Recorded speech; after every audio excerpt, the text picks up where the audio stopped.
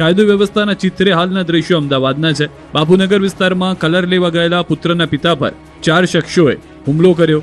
ધૂળેટીના દિવસે એક યુવાન કલર લેવા ગયો ત્યારે કેટલાક લોકોએ ધમકાવ્યો. જે અંગેની જાણકારી મળતા યુવાનના પિતા દુકાને પહોંચતા ગુંડાઓએ છરી વડે હુમલો કર્યો, જેથી લોહી લુહાણ હાલતમાં યુવાનના પિતાને હોસ્પિટલ ખસેડવાની ફરજ પડી. જાહેર રોડ પર હુમલો થતા નાસભાગ મચી ગઈ હતી. પોલીસે 4 આરોપી સામે ફરિયાદ નોંધાવી.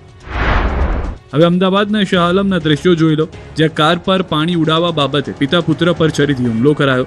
દ્રશ્યમાં જોઈ શકાય છે કે એક વ્યક્તિ કારમાંથી ઉતરે છે ત્યારે 4 થી 5 લોકો તેને ઘેરી લે છે અને પછી છરીના ઉપરા છાપરી ઘા મારે છે, જેથી જારા ફ્લેટ પાસે નાસભાગ મચી જાય છે. પોલીસે 2 લોકો વિરુદ્ધ ફરિયાદ નોંધી છે. રેસ્ટોરન્ટમાં ધીંગાણાના દ્રશ્યો રાજકોટના છે. સાંજે ચૂલા રેસ્ટોરન્ટમાં નશાની હાલતમાં આવેલા શખ્સો ઝઘડી પડ્યા. જે હાથમાં આવ્યું તે લઈને એકબીજા પર હુમલો કર્યો. આ જંગમાં મહિલાઓ પણ કૂદી પડી. હોટલમાં મારામારીના કારણે જમવા આવેલા અન્ય લોકોની ડિનરની મજા બગડી ગઈ. વલસાડના હાલર રોડ પર 2 યુવકોએ જાહેરમાં એક વૃદ્ધને ઢોર માર માર્યો. ઓવરટેક કરવા જેવી નજીવી બાબતે રોષે ભરાયેલા 2 યુવકોએ વૃદ્ધને જાહેરમાં જ રસ્તા પર ઢોર માર માર્યો. 2 યુવકો વૃદ્ધને મારતા હોય તેવા દ્રશ્યો જોઈ શકાય છે. કેટલાક લોકોએ તેમાં વચ્ચે પડી વૃદ્ધને બચાવવાના પ્રયાસ કર્યા. જોકે તેમ છતાં ભાન ભૂલેલા બંને યુવકોએ વચ્ચે પડેલા લોકો સામે પણ દાદાગીરી કરવા પ્રયાસ કર્યો. વિડીયો સામે આવતા પોલીસ એક્શનમાં આવી અને છાકટા બનેલા બંને યુવકોની અટકાયત કરી. આ તરફ દમણની નાઇટ સ્ટ્રીટમાં પ્રવાસીઓ સામસામે આવી જતા ધમાચકડી મચી ગઈ. રાત્રે પર્યટકો 2 જૂથો વચ્ચે કોઈ બાબતને લઈને શરૂઆત થઈ ગઈ હતી બબાલની. ગાળાગાળી અને ઉગ્ર બોલાચાલી બાદ મામલો મારામારી સુધી પહોંચી ગયો. જાહેરમાં જોરદાર મારામારીના કારણે આસપાસના વિસ્તારમાં દોડધામ મચી ગઈ. મારામારીના દ્રશ્યો જોઈ કેટલાક લોકોએ મામલો થાળે પાડવાના પ્રયાસ કર્યા. જોકે લાંબા સમય સુધી મારામારીના દ્રશ્યો જોવા મળ્યા હતા. બાળકોને ઉઠાવતી ગેંગ હોવાની શંકાએ રાજકોટમાં મહિલાને ઢીબી નાખી. રાજકોટમાં બાળકોને ઉઠાવતી ગેંગ હોવાની આશંકાએ મહિલાઓને ઘેરી લીધી છે. બ્રહ્મ સમાજ ચોક નજીક એક મહિલાને બાળકો ઉઠાવી જવાની શંકાના આધારે ટોળાએ માર માર્યો. આ મહિલા ઉપર બાળકોને જબરજસ્તી ઉઠાવી જવાનો આરોપ મૂકીને લોકોના ટોળા એકત્રિત થઈ ગયા. બાદમાં ગુસ્સે ભરાયેલા લોકોએ મહિલાઓને પકડીને મારી હતી.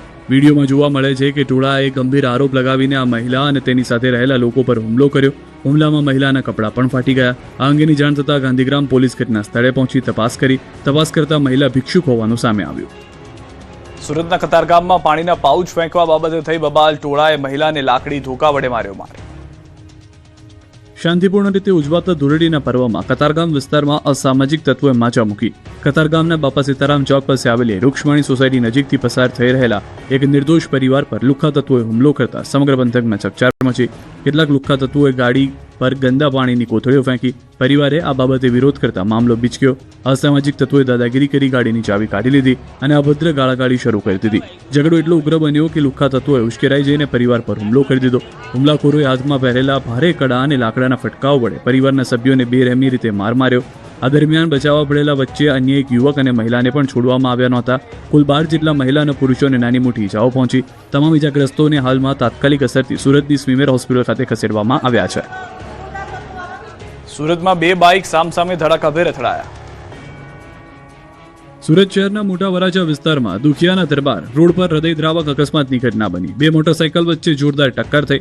દ્રશ્યમાં જોઈ શકાય છે કે લાલ શર્ટમાં આવતો બાઇક સામેથી ડાબી સાઈડ પર તરફ જતા શાંતિથી જઈ રહેલા બાઇક ચાલક સાથે બાઇક અથડાવી દે છે.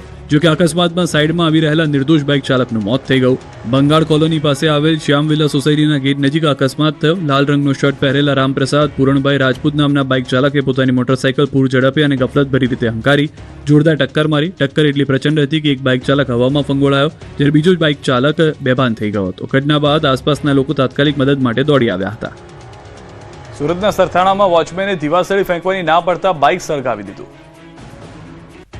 એક કોમ્પ્લેક્સમાં પહેલા 2 થી 3 શખ્સો આવ્યા, પાર્ક કરેલું બાઇક પાડી દીધું. બાદમાં બાઇકમાંથી પેટ્રોલ નીકળવા લાગતા એક લુખ્ખાએ દિવાસળી સળગાવી આગ ચાંપી દીધી અને ભડભડ સળગવા લાગ્યું બાઇક અને મચી ગઈ નાસભાગ. કેમ કે સુરતના સરથાણા વિસ્તારમાં આવેલા સાયોના પ્લાઝા ખાતે લુખ્ખા તત્વોનો આતંક જોવા મળ્યો. વોચમેન દ્વારા એક ઇસમને પ્લાઝા સિગરેટ પીને દિવાસળી ત્યાં ન ફેંકવા કહેતા તે ઉશ્કેરાઈ ગયો. ત્યારબાદ તેણે પોતાના સાથીદારો સાથે મળીને વોચમેનને બાઇક પેસેજમાં લાવી લાતો મારી પછાડ્યું અને પેટ્રોલની નળી કાઢીને આગ લગાવી ફરાર થઈ ગયા.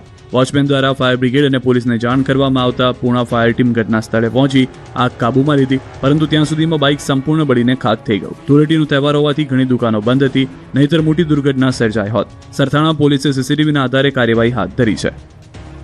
યુદ્ધના માહોલથી પેટ્રોલની ખૂટી જવાની અફવાએ અમરેલીમાં લોકોને પેટ્રોલ ડીઝલ પર દોડાવી દીધા હતા. પંપ પર દોડતા કતારો જામી ગઈ હતી.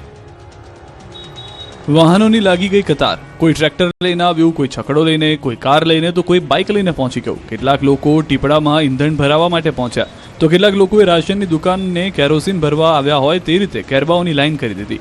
પેટ્રોલ ડીઝલ ખૂટી જવાની અફવા બાદ ઈંધણ ભરાવા પડાપડીના દ્રશ્યો સર્જાયા અમરેલીમાં. ઇરાક ઇઝરાયલ યુદ્ધની ભીતિ વચ્ચે સૌરાષ્ટ્રના કેટલાક જિલ્લાઓમાં છેલ્લા 2 દિવસથી પેટ્રોલ ડીઝલની અછતની અફવાઓ ફેલાઈ રહી છે. અમરેલી જિલ્લામાં પણ આવી જ અફવાઓ ફેલાતા લોકોમાં ચિંતા પ્રસરી હતી. સાવરકુંડલા, ધારી અને અમરેલી શહેરોમાં પેટ્રોલ પંપ પર ભારે ભીડ જોવા મળી હતી.